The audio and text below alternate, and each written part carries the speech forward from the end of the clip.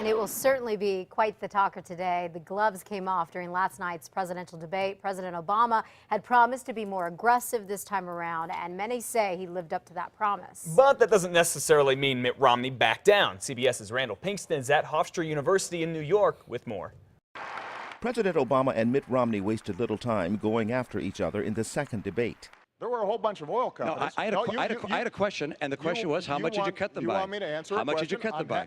I'm happy to answer the question. In a snap poll of uncommitted voters, 37% said President Obama won the debate. Do I think we'll get a bounce from this? Yeah. How much of it is, we'll have to see. Romney gained a lot of momentum in the polls following the first debate, and his campaign aides say his performance last night will help him continue his surge. You're going to see the momentum continue here. I think a lot of those undecided voters who tuned in tonight heard from the governor himself how he would perform as president of the United States. Romney comes out on top when voters were asked who would do a better job with the economy.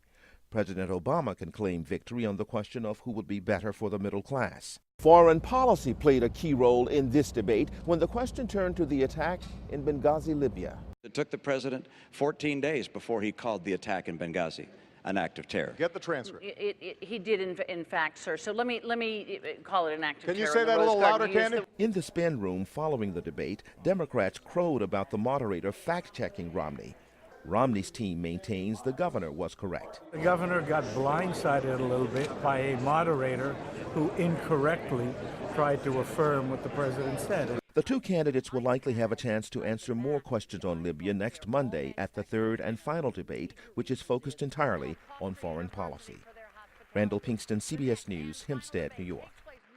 Both candidates will be back to campaigning this morning. President Obama is going to Ohio and Iowa, two very close swing states, while Mitt Romney heads to Virginia. Also today, we're set to find out what Latino voters here in New Mexico think of the two men running for president and the state's candidates for Congress. Political analysts from the state and all around the country will be talking about this at 1 this afternoon at UNM. You can watch that live online. Just head to KRQE.com and click on News Links.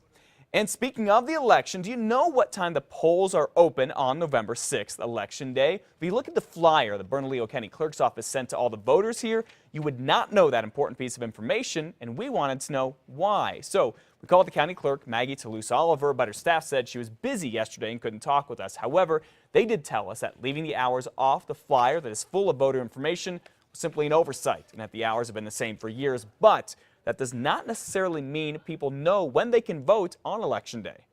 Do you know the polling hours to vote on Election Day? No, I'm not quite sure. I think that's something like 8 to 7, 7 to 7, something like that. Maybe like 8 to 5. All right, we want to clear up some confusion now. The polls are open from 7 in the morning until 7 in the evening. That is on Election Day. That is November 6th. Elizabeth? You may notice some new TV ads this morning that oppose the idea to increase Albuquerque's minimum wage. Opponents of the proposal will run the ads for the next 3 weeks until election. The minimum wage increase creates serious problems for Albuquerque's struggling economy.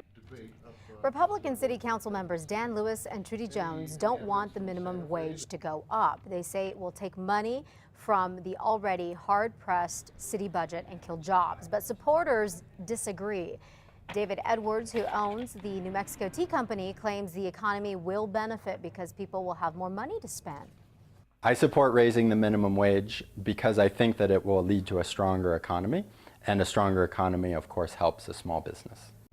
Now, on Election Day, you, the voter, will decide whether the Albuquerque minimum wage should go from $7.50 to $8.50 an hour.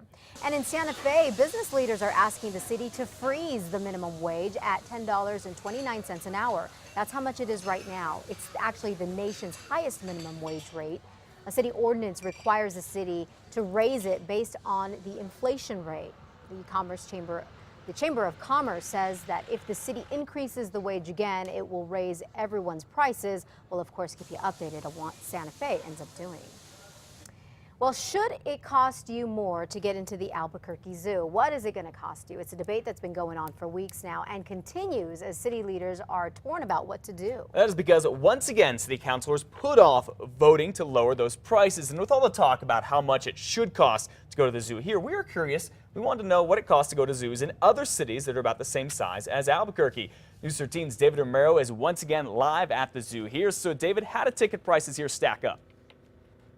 Well, Matt, it looks like the prices proposed by City Councilors Ken Sanchez and Debbie O'Malley are pretty comparable to admission prices to zoos in cities that are similar in size to Albuquerque. Now, zoos in places like Oklahoma City, Oklahoma, and Tucson, Arizona, which are, of course, similar in size to Albuquerque, have zoo admission prices that are cheaper than the ones here, which were put in place by the mayor's office. Now, Oklahoma City, adults pay $8 to get in to see the animals. For kids and seniors, it's $5. While in Tucson, adults there also pay about $8 to get in, while seniors pay $6 and kids pay $4.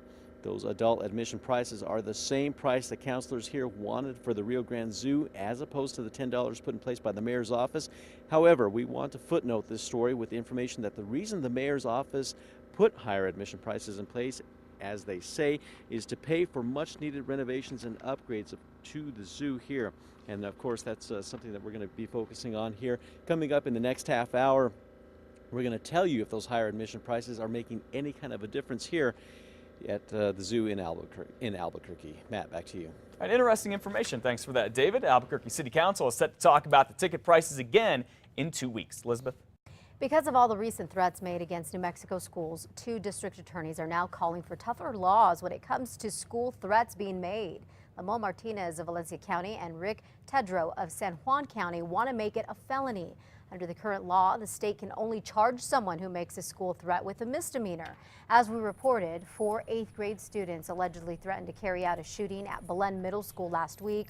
All 4 of them have been released from jail and are now on house arrest.